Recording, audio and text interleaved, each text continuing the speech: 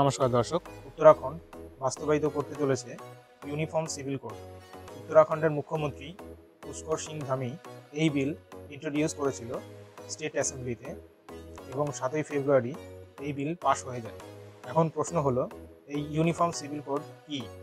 বর্তমানে বিভিন্ন ধর্মীয় সম্প্রদায়ের লোক নিয়ন্ত্রিত হয় ব্যক্তিগত ধর্মীয় আইনের দ্বারা। ব্যক্তিগত আইন সর্বপ্রথম গঠন করা হয়েছিল ব্রিটিশ রাজের সময়, প্রধানত হিন্দু ও মুসলিম নাগরিকদের জন্য। যেহেতু ব্রিটিশ রাজের সময় গোয়া পর্তুগিজদের আন্ডারে ছিল, সেই কারণে গোয়াতে কমন ফ্যামিলি ল অর্থাৎ গোয়া সিভিল কোড হিসেবে অপরিবর্তিত ছিল। এই অর্থে বলা যায় ইউনিফর্ম সিভিল কোড হলো ব্যক্তিগত আইনের পরিবর্তে ধর্ম, লিঙ্গ, যৌনতার নির্বিশেষে বিবাহ, বিচ্ছেদ, উত্তরাধিকার, দত্তক গ্রহণ এবং রক্ষণাবেক্ষণের ক্ষেত্রে সকলের জন্য সমানভাবে আইন প্রযোজ্য হবে।